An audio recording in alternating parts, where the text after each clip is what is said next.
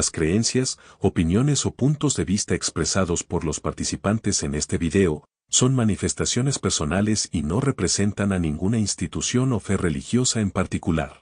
Hemos llegado ya a la lección número 9 de las 13 pactadas para este trimestre. Se nos ha ido rápido esta lección.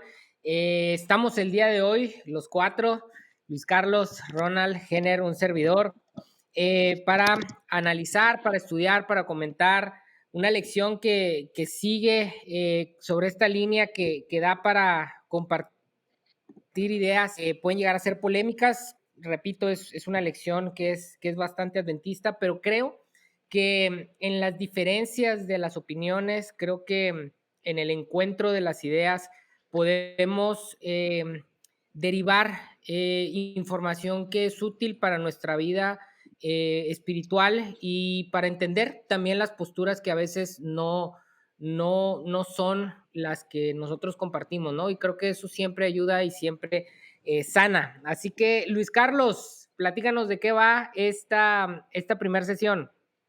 Pues como siempre, un gusto platicar con ustedes en esta noche para nosotros, para nuestros oyentes en el momento del día que nos estén escuchando, un gusto saludarles. Lección número 9 con el título Una ciudad llamada confusión. Interesante título. Y por texto bíblico nos lleva a Apocalipsis 17:14 que dice: pelearán contra el Cordero, pero el Cordero los vencerá, porque es Señor de señores y Rey de reyes. Y los que están con él son llamados, elegidos y fieles.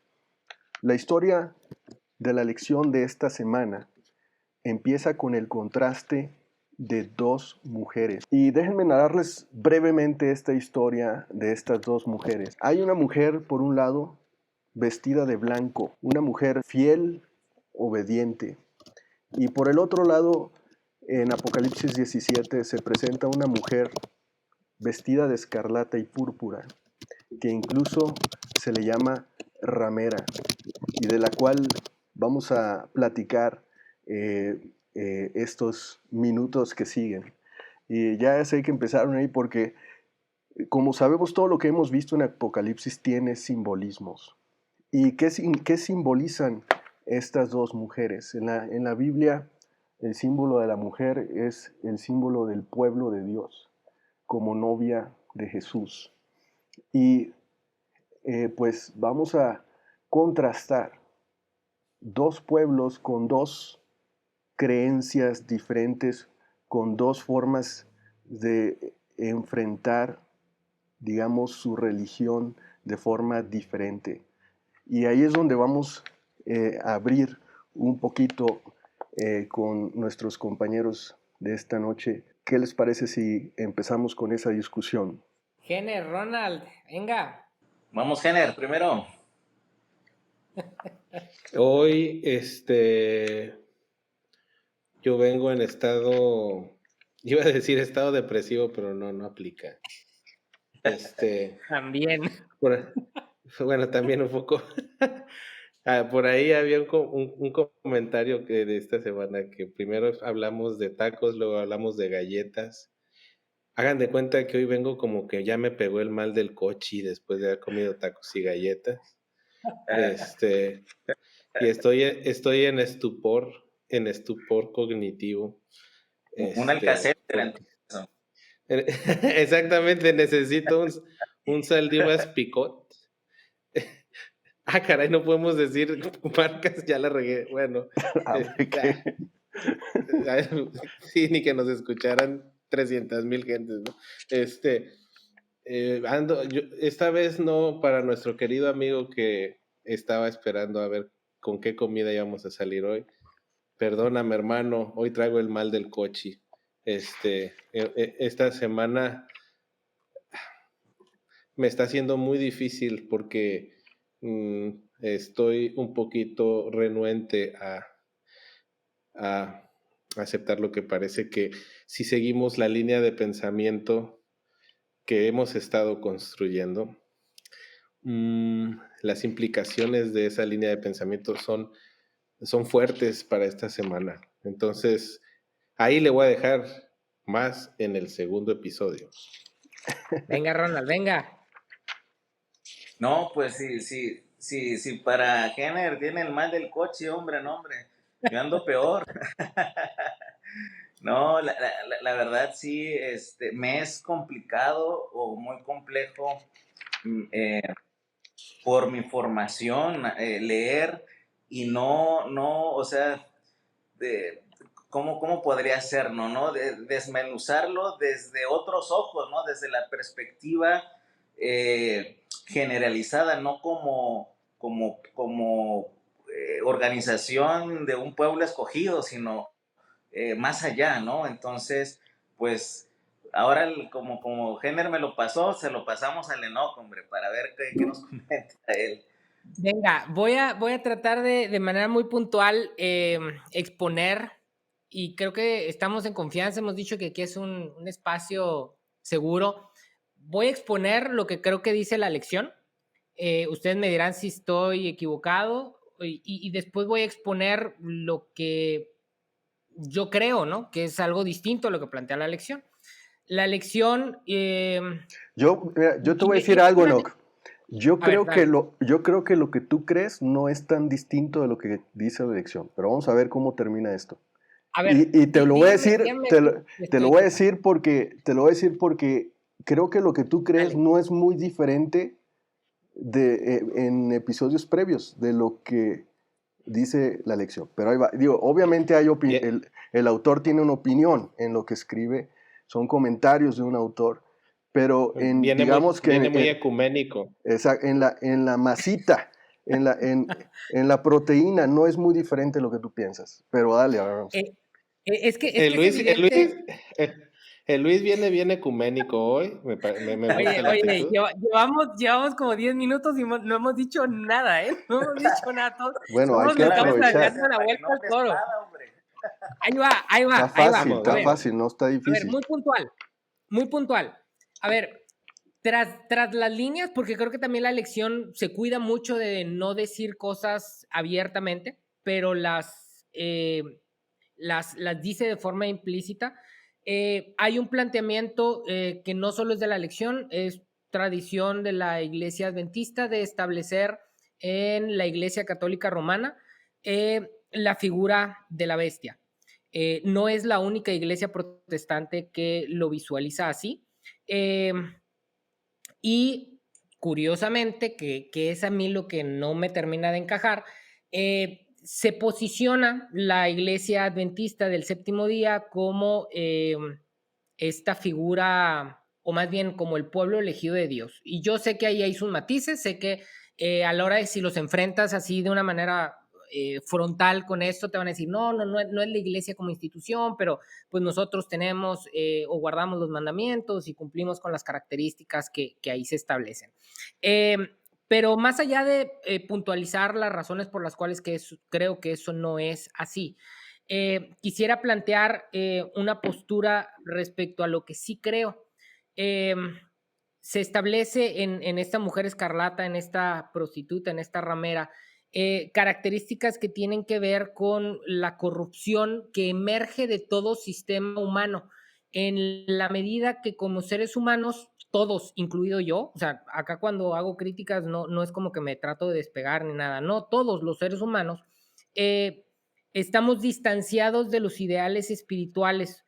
Vivimos nuestra carne, vivimos en el tiempo y en el espacio y estamos destinados a corromper la pureza de lo espiritual. Dicho esto, para mí el encuadre de lo que Apocalipsis 17 nos está planteando es, número uno, y esto es, digo, no va a dar tiempo para revisarlo, pero es constante en los textos. Para mí, la mujer vestida de blanco es las personas, no las instituciones, no es un tema de institución, son las personas que son fieles a Cristo independientemente de la religión en la que estén, incluso religiones no cristianas, porque Cristo es mucho más que una persona, Cristo es el arquetipo de un ideal espiritual al que muchas personas, incluso no cristianas pueden aspirar y han aspirado a lo largo de la historia de la humanidad. Entonces, para mí, la mujer vestida de blanco es esa que es fiel a Cristo, que tiene un enfoque en el amor, que tiene un enfoque en las personas. Y la ramera, y esto se va a alinear con todo lo que he venido diciendo en las otras lecciones, es aquella representación de todas aquellas personas que terminan por ser fieles a una institución religiosa, que la institución religiosa, el nombre que le quieras poner, todas terminan por desviar o faltar o diluir el mensaje de Cristo a la hora de bajarlo a teologías, doctrinas, costumbres, políticas. Toda persona que ha estado cercana a una institución religiosa y a su forma de organización sabe que está llena de política, llena de corrupción, llena de nepotismo, llena de muchas cosas que terminan por generar esa alternativa a la visión de Cristo, ¿no? Al grado, Cristo fue la antítesis de la institucionalización de la religión, que la institución religiosa de su momento terminó matando a Cristo. Para mí esas son las dos posturas con las que tenemos que ver a estas mujeres que aparecen en el Apocalipsis y bueno, creo que con lo dicho da para que todos ahora sí tengan algo que decir. Venga. Repito, Enoch, que tu visión no difiere mucho de lo que dice la lección, pero bueno, precisamente ese, bueno, más adelante vamos a hablar de eso, pero creo que es bastante cerca de lo que la lección quiere transmitir. Y déjenme extender un poquito el argumento de la mujer vestida de púrpura, de escarlata y púrpura. Dice que esta mujer cabalgaba sobre una bestia color escarlata. En la Biblia, cuando se habla de bestia como un simbolismo, es algo que representa poder, un imperio, un reino fuerte, poderoso. Si se acuerdan, Daniel, por ahí hay una profecía también de reinos sucesivos, que incluso el mismo ángel le explica a Daniel cuál es el reino que representa cada bestia. Entonces, aquí lo que quiere representar esta frase es que la mujer cabalgaba sobre una bestia o sobre un poder de la tierra, un poder de la tierra, y depositaba su confianza en ese poder y no en Jesús. Y al llamarla ramera, está hablando de que se ha separado de su esposo y que ha buscado en otros entidades o formas, pues se ha desviado de su verdadero amor. Y dos cosas ahí. Uno, que parece que esta mujer, representada por un pueblo, se apoya en poderes humanos, poderes terrenales, para obtener ella misma influencia sobre los demás.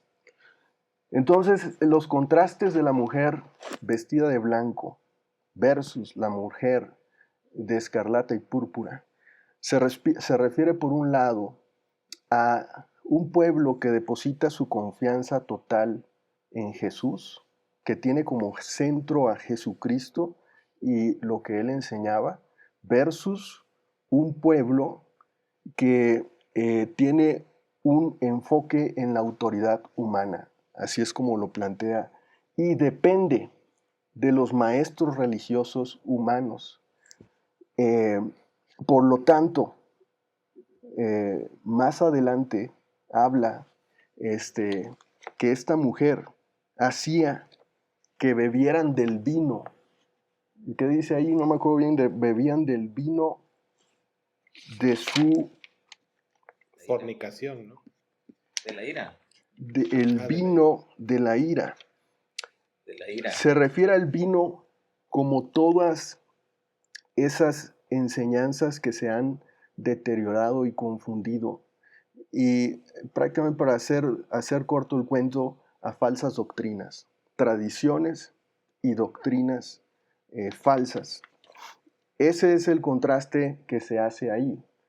Ahora, Enoch plantea muy bien que todos los sistemas religiosos tienen líderes, los cuales ah, pueden plantar doctrinas o tradiciones específicas.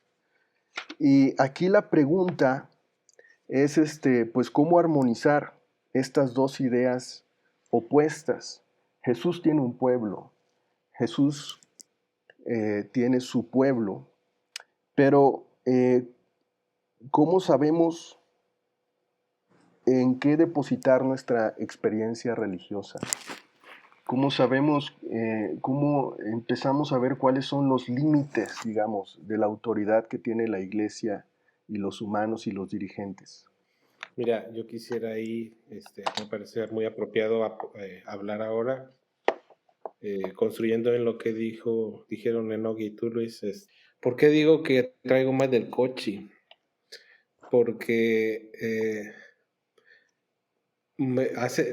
estoy de acuerdo con lo que han dicho los dos, pero de nuevo las implicaciones, siempre creo que es importante preguntarnos, ok, si estoy de acuerdo en algo, ¿cuáles son las implicaciones o las ideas que se desdoblan de eso? Y eso nos ayuda a ir cimentando mejor o entendiendo mejor los conceptos. O también nos ayuda a saber, no estoy entendiendo, me regreso un poquito, ¿no? Apocalipsis 12 habla de esta mujer con varias características, ¿no? Que apareció en el cielo, que está vestida del sol, que tiene la luna debajo de sus pies, que en su cabeza hay una corona de 2 estrellas y muchos simbolismos, ¿no? También en la lección liga a esta descripción, a una descripción de Jeremías 6:2, donde dice que se veía como la hija de Sión, ¿no? O el pueblo de Dios, el pueblo de Dios. Y algo que hemos estado hablando en los episodios anteriores es que cuando a Jesús se le acercaban, y por lo menos eso es lo que está en los evangelios, ¿no? Tomando solo lo que está en los evangelios, cuando a Jesús se le acercaban los fariseos, los saduceos, las autoridades de la iglesia organizada, para preguntarle y hacerle preguntas capciosas, ¿no? Y hacerlo caer. Jesús no se clavaba en el dogma o en la teología. Jesús empezaba a enseñar con narrativas.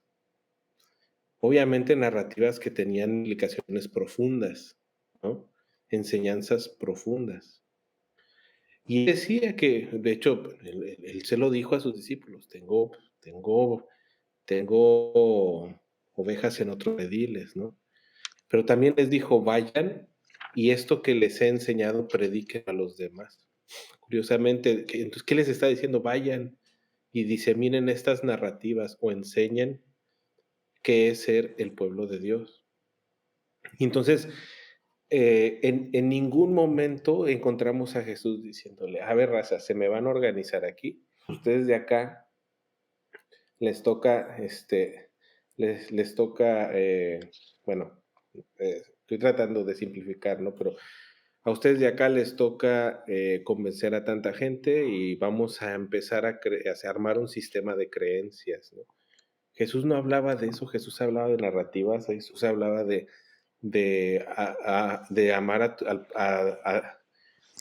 a Dios y amarse a uno mismo y al prójimo como a uno mismo.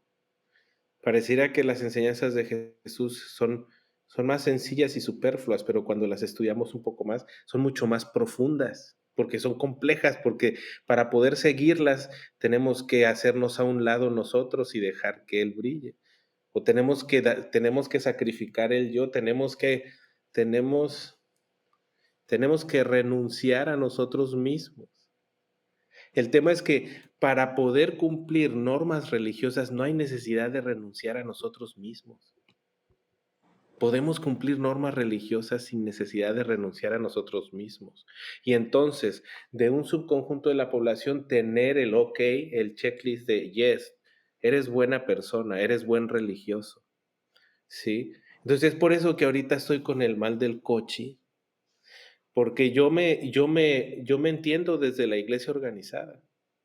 Pero esta semana ha sido este estudio de esta semana ha sido muy duro para mí, porque ha sido una crítica profunda a la iglesia organizada, o un cuidado, ¿sí? Un cuidado. Y a eso me refiero por crítica profunda. No estoy haciendo un comentario en contra de, estoy haciendo un comentario de, hey, cuidado. Porque seguir normas y dogmas de religiones organizadas lo podemos hacer todos sin renunciar a nosotros mismos, pero no podemos amar al prójimo como a nosotros mismos, y no podemos amar a Dios si no renunciamos a nosotros mismos. Entonces me ando bien mareado y atarantado porque estoy tratando de organizar mis pensamientos de, ok, ¿puedo seguirme entendiendo desde la iglesia organizada? Sí, pero ojo, puedes seguir en la iglesia organizada y no seguir los mandamientos de Dios. Porque en el momento que no estás peleándote contra ti mismo o en esa lucha de renunciar al yo, estás en lo otro. Y me parece que ahí es donde está el símbolo de esta mujer en escarlata, ¿no? Independientemente del nombre y apellido, ¿no? Entonces, por eso, y ya me callo en esta vez, pero es esa razón por la que me siento bien mareado, como después de que usted se le pasó la mano, y no fue un conquistador fuerte y fiel y se arremetió 10 tacos de tripita y está, pero que se lo lleva el mal del coche, ¿no? Así me siento. Hasta aquí mi reporte. ¿no? Pero bueno, en el buen sentido, reconstruyéndome. Claro, y creo, Jenner, que estuvo bien esa aportación porque eso me remonta que cuando Jesús vino también aquí en la tierra vino en una sociedad muy religiosa. Y creo que esa parte que tú mencionas de tener cuidado, creo que eso fue cuando Jesús estuvo aquí. O sea, en ese momento ellos cargaban en sus cuellos la ley mosaica, o sea, como su estandarte, o sea, como lo máximo. Y cuidado, podría haber sido inclusive idolatría a los mandamientos que ellos tenían, Sí, pero al ¿no? mismo tiempo, sí, claro, pero al mismo tiempo, la ley mosaica tiene virtudes tremendas. Los Claro. protegía desde perfiles de salud. O sea, es una ley súper avanzada para sus tiempos en temas de salud pública, en temas de organización social. Todo eso es genial, pero puedes No hacer tenía. todo eso, puedes hacer todo eso sin renunciar al yo. O sea, puedes estar haciendo todo eso y tú decirte a ti mismo, tranquilo, compadre, ya estás en el cielo, hermano, ya la armaste. No, es a lo que Y lo eso que es lo quiero que. transmitir. Claro, y eso es lo que Jesús vino a romperlo, porque realmente digo, a romperlo en el sentido no de desvalorizar la ley mosaica, que como tú dices, era súper buena, sino renunciar al yo para amar al otro. Y Eso es es que, lo que vino a hacer. sí, y es que fíjense, aquí voy a dar un twist que ojalá que si alguien en algún momento piensa que estoy resentido contra la iglesia o alguna cosa así por los comentarios que he hecho en las lecciones pasadas, ojalá que a lo mejor con este twist se entienda mejor lo que he tratado de venir planteando. Fíjense, decía por ahí un compadre, eh, no, bueno, no un compadre porque esto va a sonar mal, pero perdón, la culpa no es del indio, sino del que lo hace compadre. Fíjense, ¿la culpa era de los judíos? No, en algún momento Jesús dijo, a ver, hagan como dicen estos líderes religiosos, ¿no? En el sentido de que el conocimiento que están transmitiendo no es malo, pero dice, pero vívanlo de una manera distinta, porque si nos quedamos en la letra hay un riesgo. Oye, atención con lo que voy a decir. Eh, el problema es de la iglesia adventista del séptimo día, no. El problema es de sus doctrinas o de sus dogmas, no. El problema es que se puede convertir en un riesgo para cada uno de nosotros en lo particular cuando nosotros nos aproximamos a esto de una manera equivocada. Cuando la utilizamos, escuchen lo que voy a decir, cuando la utilizamos como una ramera a la que le queremos comprar la salvación, a la que le queremos comprar el amor de Dios, olvídense con un tema de dinero, ¿no? Sino a veces, bueno, a veces sí con el diezmo, pero a veces también con el tema de, bueno, pero pues es que yo guardo el sábado. Bueno, pero pues es que yo no adultero. Sí, soy un ojete con la gente que trabaja conmigo, pero pues al final yo doy ofrendas, o no tengo imágenes. Entonces llega un punto en donde empezamos a hacer este juego transaccional en donde la ramera cobra sentido. Cuando nuestra postura tendría que ser de entrega. ¿Cuál es la diferencia de lo que sucede en una relación de un hombre con una ramera versus la relación de un hombre con una mujer vestida de blanco? En que hay una entrega. Es decir, la diferencia está en que, por un lado, hay un asunto transaccional en donde, como bien decía Jenner, no tengo que poner al yo en juego, simplemente tengo que cumplir con mi cuota, por así decirlo, sea económica o doctrinal o lo que sea, versus el tema de en algún momento yo tenerme que entregar, en donde no hay precio que valga, sino la rendición de mi ser ante el amor, ¿no? Ante el amor, que esto significaría esta entrega.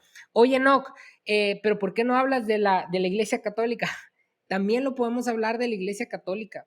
Así como yo no estaría aquí si no hubiera sido por la Iglesia Adventista, y en ese sentido siempre lo digo y lo repito, yo le tengo muchísimo cariño a la Iglesia Adventista, pero me llega como esta frustración de sentir que se vuelve irrelevante porque no termina de encajar con el mundo en el que estamos viviendo, y por ahí es que brincan mis frustraciones. Pido una disculpa si alguien se llega a sentir ofendido, pero de hecho lo hago porque me importa y porque le tengo cariño.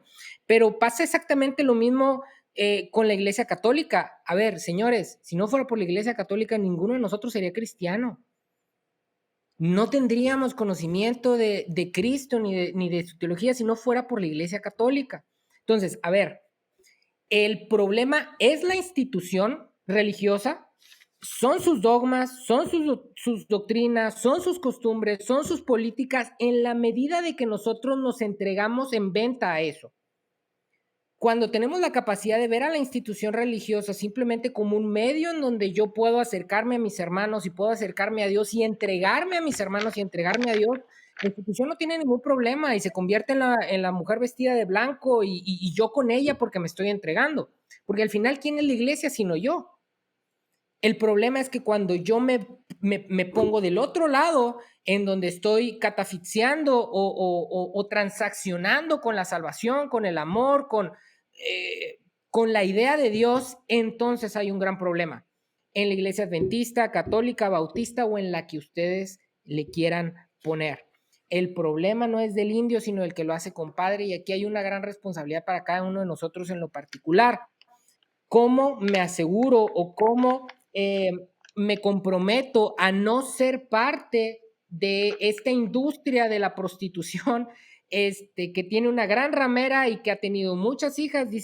Concretamente dice Apocalipsis, la ramera y toda su bola de hijas, que le puedes poner ahora sí los nombres que tú quieras. ¿Cómo me comprometo para vivir más bien mi vida espiritual, mi religión, sea la que sea? Yo, ¿quieres ser adventista? Dale, sea adventista, pero ¿cómo lo vivo desde ese enfoque de la mujer vestida de blanco y no desde el enfoque de la mujer ramera?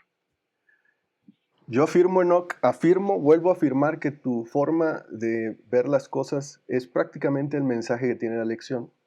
Y te voy a decir literalmente lo que dice ahí la lección. Dice, cualquier líder religioso, no dice católica, pone la etiqueta que quieras, ¿verdad? Dice cualquier líder religioso que sustituya la voluntad revelada de Dios en las Escrituras por las opiniones o las tradiciones humanas, o prefiera estas, estas últimas por encima de la Biblia, básicamente está fomentando la confusión.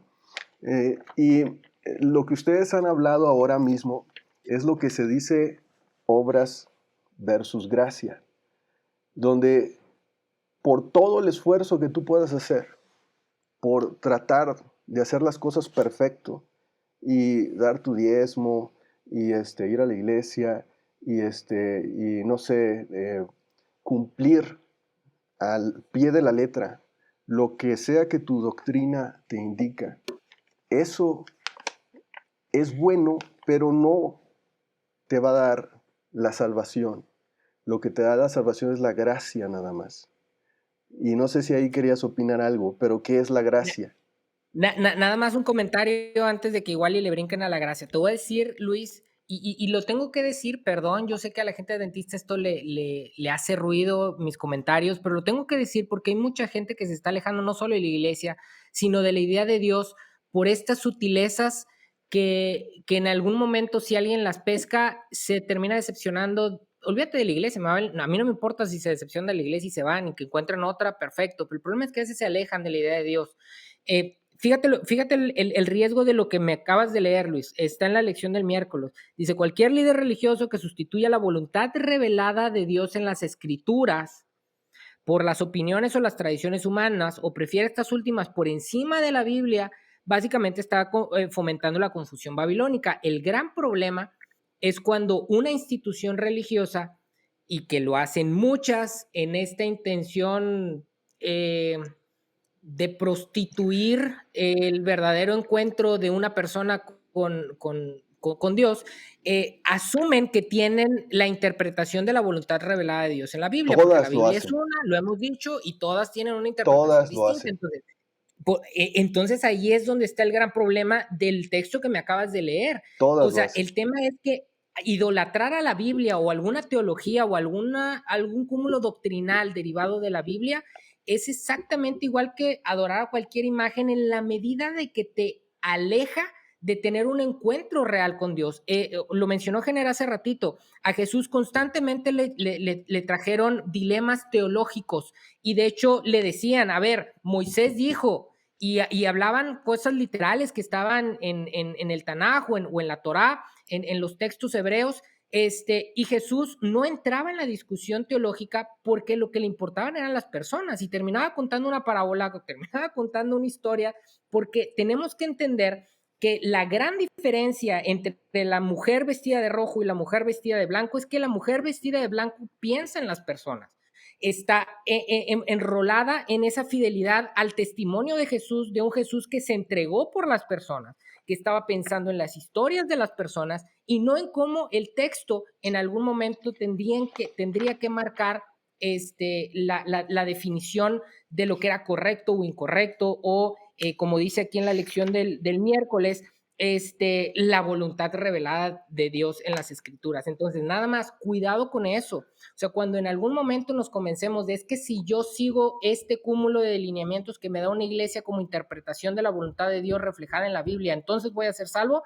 estamos cayendo en Ahora, vender nuestra salvación y nuestro amor. ojo, yo también quiero decir ahí que, perfecto, pero también hay que tener cuidado de cómo abordamos el tema en el sentido de no etiquetar a las personas, ¿verdad? O sea, puedes etiquetar el sistema, puedes etiquetar la institución, pero no De acuerdo. etiquetemos las personas, ¿verdad? No es porque, oye, porque tú estás ahí, pues tienes, pues ya estás mal, ¿no? O sea, eres Babilonia. No, para nada. No De sé, hecho, lo ¿verdad? dije, hay gente buena en todas las religiones. Es para hacer un juicio personal. Todos, Ahora, todos. vamos a hacer un paréntesis aquí para luego responder la pregunta con Jenner Ronald de entonces cómo hacerle, ¿verdad? Para encontrar esa experiencia religiosa y no ser de la mujer escarlata, ¿verdad? Pero nosotros le pedimos ayuda a algo que está muy de moda. De hecho, en el chat, antes de hacer el podcast, a veces hacemos algunos comentarios y dijeron, bueno, pues pregúntenle al chat GPT, ¿verdad? Pregúntenle qué dice. Y estas herramientas, mi amigo Jenner tiene una opinión muy clara acerca de ellas, pero yo justamente he escuchado también algunas cosas, pero más que una inteligencia artificial, veamos como Está una bien. Úsalo, inteligencia aumentada. úsalo para convivir. Es para Ándale, convivir. ándale, ándale. A Entonces, ver qué digamos dijo que ChatGPT. expande tu inteligencia, ¿verdad? Y dice, le Haz de cuenta que preguntamos, estamos, haz de cuenta que estamos en la carnita asada ya comiendo nomás a fuerzas y ahora saca el ChatGPT. Digo, no es como, no, nada más para simplificar algo que hemos estado hablando, ¿no? Le preguntamos de qué significa la prostituta en Apocalipsis 17, así literal, ¿verdad? ¿Cuál es el significado de la prostituta o la ramera en Apocalipsis 17? Dice que esta representación se refiere a una entidad o sistema corrupto, seductor, que desvía a las personas de la verdad y las lleva a la perdición espiritual. Dice que en general se considera un símbolo de falsedad espiritual y de los poderes corruptos que intentan desviar a las personas de la fe verdadera. Entonces, pues nada más se los dejo ahí como una forma de simplificar un poco lo que hemos tratado de decir, pero ¿cómo le hacemos entonces, Jenner? ¿Cómo le hacemos? Mira, es que ¿Sabes si estás, en qué sistema estás o cómo le haces para estar? yo no sé cómo le podemos hacer de entrada porque tendríamos que involucrar definiciones de la verdad y eso se va a poner No, muy mira, empedrada, para pero mí, sí puedo definirlo, para mí, pero sí puedo definirlo. Bueno, sí, dale, dale. no digo, para mí la definición de la verdad también, pues a mi título personal no es muy difícil. Yo en la Biblia lo dice en Juan 14:6, dice, yo soy el camino, la verdad y la vida. Esa es la definición de verdad para mí. Ok, Está de complejo, acuerdo. pero esa es. Estoy de acuerdo y me gusta lo que propones. Yo soy, puedo volver a leer, ya se me está apagando la cabeza. Yo soy El camino, la la, verdad y la vida. el camino, la verdad y la vida. Gracias. Y eso lo dijo Jesús. Son palabras de Jesús. Sí, Entonces, yo voy a tratar de aproximarme definiéndolo desde lo que no es y a ver si eso nos acerca, ¿no? Y si tú hiciste la muy bien. pregunta, Luis, ¿cómo le hacemos? Sí, Híjole, dame chance de empezar a contestar esa pregunta con el cómo no le hacemos, ¿no? me parece bien. Eh, ¿Cómo no le hacemos? Y uno, entendiéndonos como parte de un conjunto de gentes que tiene creencias homogenizadas. No veamos eso. No estoy diciendo que eso está mal, simplemente alejémonos de eso y tratemos de vernos en nuestra situación personal, que seguramente estará influenciada por el grupo de gentes con los que convivimos, con nuestro tejido social más próximo. Pero cambiemos el paradigma. Primer punto que propongo de cómo no hacer. No uses el paradigma de lo que todos opinan. Trata trata de enfocarte en ti y en tu camino personal, vamos a usar un vocabulario de iglesia organizada, en tu relación con Dios personal. Dos, ¿cómo no hacerle?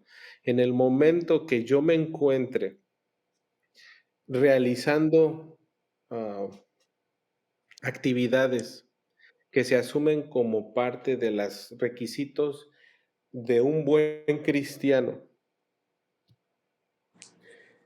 pero no está siendo desafiante para mí en el sentido de que tengo que renunciar a mi yo o a mi ego. O sea, no me hace cambiar como persona, no me hace mejorar constantemente como persona.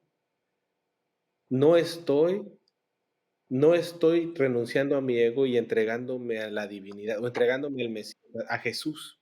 O sea, no estoy siguiendo a ese que dijo, yo soy el camino, la verdad y la vida. No me estoy entregando a él, estoy siguiendo, bueno, no sé, pero no me estoy entregando a él, ¿no? Entonces, esas dos cosas se me vienen a la mente ahorita. Y esto puede ser cierto para cualquier persona. Los que se entienden desde la iglesia organizada, los que se entienden desde el camino espiritual sin etiquetas, los que se entienden como agnósticos, bueno, sí, un tanto agnósticos, los que se entienden desde religiones no cristianas, porque podemos quitarle el nombre de Jesús y dejar el concepto de la divinidad, y me parece que sigue siendo similar o prácticamente igual, porque nuestra función es entregarnos a la divinidad. O sea, hacer a un lado o dejar nosotros el volante y dejar que la divinidad empuje, por decirlo simbólicamente. Eso no va a suceder o no sucede cuando no me estoy desafiando y cuando no está siendo un cierto o un tanto incómodo porque me está desafiando. Eso lo estoy pensando en voz alta porque apenas ahorita estoy llegando a estas conclusiones y me pareció muy apropiada tu pregunta, Luis. Entonces, yo me aproximaría, tratar de aproximarme inicialmente, preliminarmente, así, definiendo qué no hacer, ¿no? Muy bien. Ronald, ¿cómo evitas estar en el grupo, no, pongamos grupos, digamos, cómo evitas caer en la dependencia de líderes religiosos humanos? ¿Cómo evitas ser la mujer escarlata o púrpura? Yo creo que tratar de asemejarse, ¿no? A lo que Jesús hacía, o sea, lo que no comenta, o sea, cuando, no como un aspecto de negar la teología o las doctrinas, pero no hacerlo, no quitarlo, sino es parte de uno, pero tener la prioridad más que nada por la otra persona. O sea, la doctrina me formó a mí desde nacimiento y gracias a eso me considero alguien que moralmente puedo decir que estoy bien. Pero, pero esa doctrina desafortunadamente no me formó como tal en una ejemplificación para preocuparme por el bienestar de la otra persona, ¿no? Entonces, sería hacerlo no a un lado por completo, sino como que darle más prioridad al preocuparme por el prójimo. Creo que por primera vez en las 9 elecciones vamos a cerrar estando de acuerdo, o muy cerca de estar de acuerdo.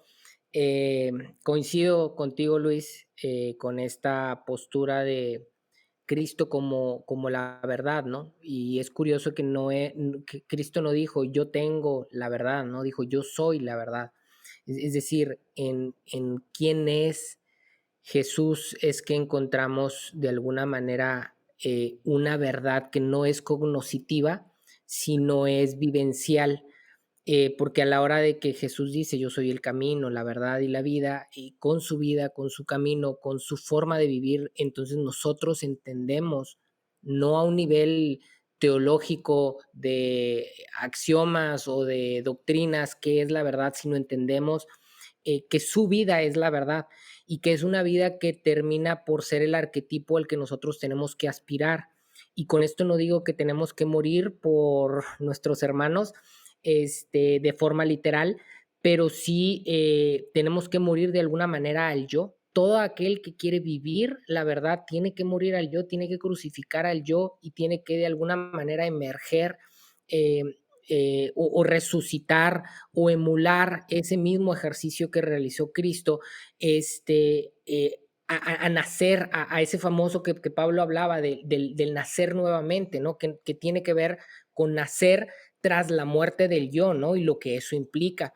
Sí creo que, digo, estamos llegando a una conclusión o a una conclusión muy similar aquí los cuatro, pero sí creo que es distinto a lo que plantea la lección. De hecho, en la sección de material auxiliar para maestros, lo primero que dice es, la lección de esta semana contrasta dos sistemas religiosos, y creo que no es así.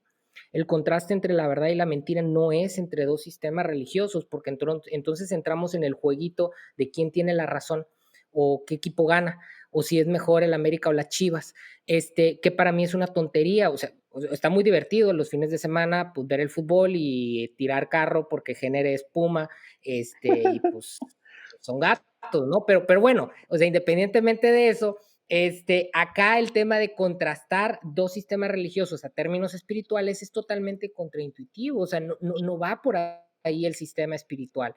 Y más bien tenemos que contrastar la vida de Cristo contra, a ver, y no digo porque sean necesariamente mutuamente excluyentes, sino que en algún momento, si llegamos a sustituir el ejemplo de Cristo por el sistema religioso, si terminamos por sustituir la forma en que Cristo murió por los dogmas, las doctrinas, si en algún momento hay una indicación religiosa que me impide amar a mi hermano porque, ponle el nombre que quieras, porque abortó, porque es homosexual, porque todas estas etiquetas que muchas veces suceden o hacen ruido en la iglesia, porque pues está tatuado, porque viene mal vestido, porque es una prostituta. Si en algún momento, que era lo que pasaba en épocas de Jesús, nosotros terminamos por dejar de amar a las personas por cualquiera de estas situaciones, estamos cayendo en la mujer escarlata, estamos dejando que la sistematización religiosa, que suele tener objetivos muy humanos, termine por opacar la posibilidad de que nosotros nos acerquemos a la verdad de Cristo, ¿no? Entonces, creo que coincido con los tres que habían mencionado este tema de Cristo como la verdad, la importancia de renunciar al yo y de vivir o de experimentar en amor esta verdad y no dejar que la sistematización religiosa me venda una opción más sencilla, más barata, porque se paga con diezmos, con doctrinas, con guardar el sábado, con no adulterar, y no se paga con la entrega de matar al yo para tener la posibilidad de entregarme a Dios y a mi prójimo eh, en la mejor forma, ¿no? En esa entrega que pone en pausa o que renuncia al yo. Se nos dice ahí también en la última parte de la lección que habrá creencias que se asemejarán tanto a la realidad que será imposible distinguirlas sin el auxilio de las Sagradas Escrituras. O sea, habrá tantas cosas, ¿no? Tantas formas de ver y tanta confusión, y entonces dirás, pues, ¿dónde está? ¿Verdad? ¿Cuál es? ¿Dónde está la verdad? ¿Verdad? Entonces, todos coincidimos en que la verdad es Jesús, y en su vida y en lo que Él hizo y cómo lo hizo, es que tenemos una guía, una dirección.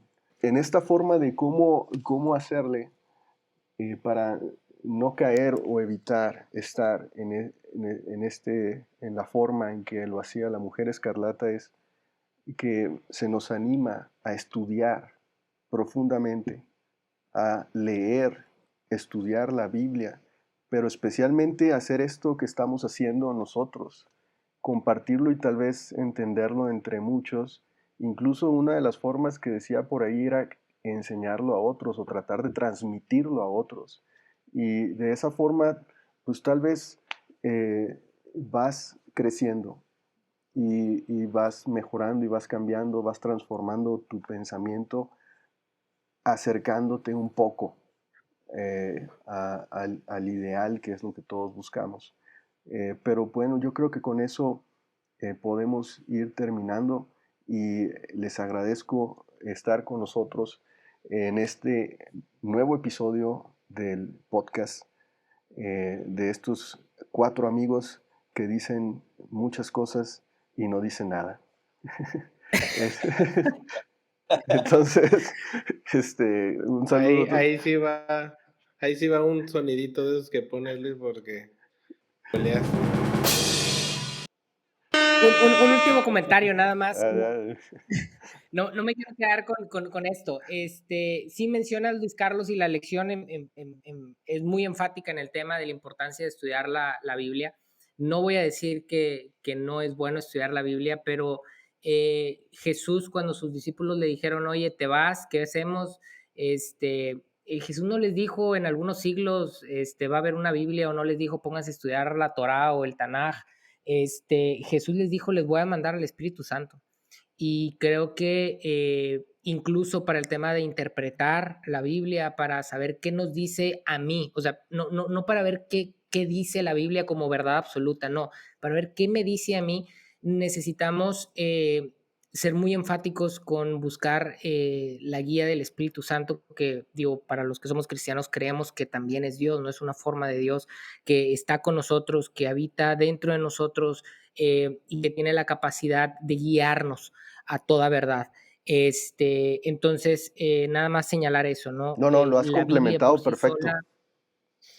Sí, la Biblia por sí sola utilizando la Biblia han sucedido muchísimas desgracias, ¿no? Asesinatos, de millones de personas. Entonces, la importancia nada más de realmente, más allá de lo que escuches tú en este podcast o en una iglesia o incluso lo que tengas la capacidad de leer en la Biblia, la importancia de pedir guía al Espíritu Santo, pedir guía a Dios y saber que es una promesa de Dios, que ahí está esa guía y que con esa guía nosotros podamos ir encontrando y descubriendo una verdad que no aparece de un día para otro, que Jenner lo ha dicho en algunas ocasiones, que implica un proceso que a veces es doloroso, que es difícil, que no es cómodo, pero que creo que vale la pena. Totalmente de acuerdo Excelente. contigo. Excelente. Bueno, Bien. Yo solo gracias. quiero decir, Adelante, Gener. yo solo quiero decir, no olvidemos, la verdad es, y antes de definirse cognitivamente es, este versículo que compartiste, Luis, me pareció que fue clave, ¿no? Jesús diciendo, yo soy el camino, la verdad y la vida. La verdad en su naturaleza, no lo dice es vivencial, es existencial, es un asunto relacional. Y es por eso que si la verdad es un asunto relacional y queremos conocer la verdad, tenemos que relacionarnos con la verdad. Tenemos que relacionarlos con el Mesías, con el Hijo de Dios. Y para relacionarnos con el Mesías tenemos que construir un puente con el otro, con el Mesías. Y por eso capaz podríamos buscarlo a través de la Biblia, pero podemos buscarlo a través de las impresiones del Espíritu Santo. Pero no olvidemos que la verdad no es cognitiva o no es por definiciones y axiomas. La verdad es relacional y nos transforma, como dice la ley del conquistador, nos redarguye, nos transforma, Nos constriñe. nos constriñe. Sí, o sea, no, ¿cómo te va a constreñir o cómo te va a transformar una definición? Imposible. La verdad nos toca emocionalmente, nos sana emocionalmente, porque la verdad es el Mesías. Tenemos que acercarnos a Él, tenemos que dejar de perder el tiempo en estos concursos de bibliazos amateurs, bibliazos pro, bibliazos senior, y tenemos que empezar a relacionarnos más con la verdad. Y creo que al escucharlos me queda muy claro, Jesús no es algo que se pueda debatir, Jesús es una invitación y una invitación hacia la verdad.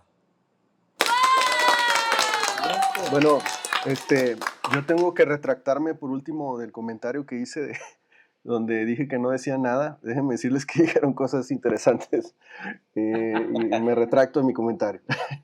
Bueno, muy bien. Nos vemos en la siguiente semana. Un saludo a todos, un abrazo. Hasta luego. Vamos. Saludos.